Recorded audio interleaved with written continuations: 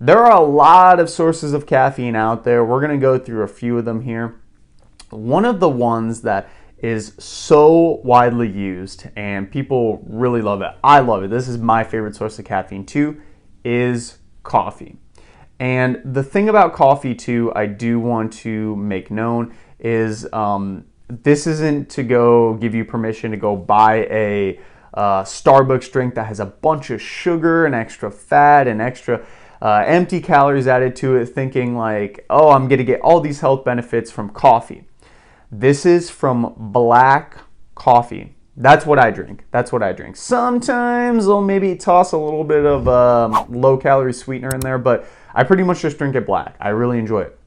So coffee is one of the best natural sources of caffeine that you can get out there.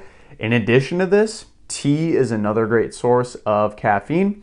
The thing about tea is that in about 6 to 8 ounces, you're going to get about 40 to 50 milligrams of caffeine, maybe a little bit less depending on which type of tea you're drinking. Green tea has a little bit less caffeine. Coffee too, I should go back to that. 8 ounces of coffee has roughly 70 to 100 milligrams, again, of caffeine, depending on kind of what source you're getting, how strong it is, how long you're letting it stoop or kind of brew. That can depend on how much caffeine it is. I believe cold brew coffee actually does have more caffeine in it as well. Espressos, of course, that's kind of a different type of coffee, but all kind of coming from the same type of bean. Something for you to consider. Another source of caffeine that's actually natural is from a food. That's dark chocolate. And this is kind of cool.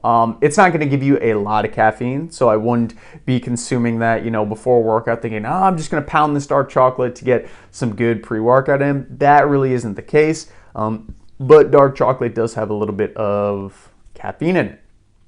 In addition to this, guarana is actually a seed from a plant, of course, that's found in, I believe it's South Africa or Brazil and South Africa.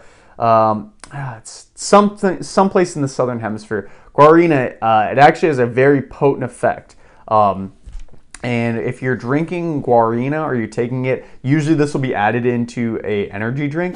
Guarana has about 4 times the kind of potency of just like a normal caffeine pill. So kind of be careful with guarana because it can be very, very potent. And you'll notice in a lot of those energy drinks that have like 300 milligrams of caffeine in them, or like 5-hour energies, those different things, they might have guarana in it. So realize that this basically is caffeine. So kind of be careful. Some other sources of this is pills. People don't realize you can get on Amazon right now and go buy caffeine pills. You can also buy caffeine powders. And if you are using these things, be very, very careful because the amount of caffeine that you're getting is a very high dose from what you would get in like a cup of coffee, maybe even something like an energy drink. These are very, very basically potent sources of caffeine. So be careful if you are taking those. As I discussed, energy drinks, people know these. It could usually have guarana. Some of these have green tea extract in them, which is kind of a source of caffeine. It might just have regular caffeine added to it. There's a lot of different things usually added into these energy drinks that is directly caffeine and also kind of byproducts of caffeine. So like green tea extract, guarana, all these things too. Soda has some caffeine in it. This usually isn't a lot, but it can vary widely depending on the different sodas. And this is something that I think is very fascinating. So let's give an example of a can of Pepsi. A can of Pepsi has about 34 milligrams of caffeine in it. If you do something like Mountain Dew, for example, Mountain Dew actually has about 54 milligrams of caffeine per overall can. So different sodas have different caffeine. Some sodas don't have any caffeine. Sprite, Dr. Pepper, lemonade, that's not really a soda, orange soda, none of those have caffeine in them, but a lot of them do. So if you're trying to monitor your overall caffeine intake, Definitely look at your sodas, look at the back of them. It actually tells you how much is on there, and everything is going to be a little different. Also too, there's some of those kind of bubbly drinks. So like the ice drinks, I really like those. They're sparkling drinks, carbonated. Those actually sometimes have caffeine in them, not all the time. It depends on which ones you buy. Some of them you can clearly see it says caffeine on it. So just be aware of that if you are consuming these sources. Also too, I did want to put in kind of food supplements. There is some foods beyond dark chocolate. So dark chocolate is natural, but there are some foods where they literally add caffeine to it.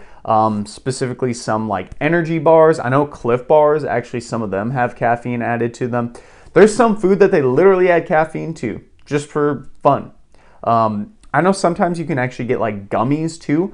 Gummies and little, it's like Slurpee pouches. They're from Gatorade. They're really neat. Look these things up, but these are just other forms of different types of ways you can get caffeine. So if you're somebody who's like trying to optimize performance, looking into some of those supplements might be good, especially if you're like in the middle of a race. But there's a lot of different sources of caffeine out there. And hopefully this gives you some good context on some of the things you might want to be aware of too when it comes to your overall caffeine consumption.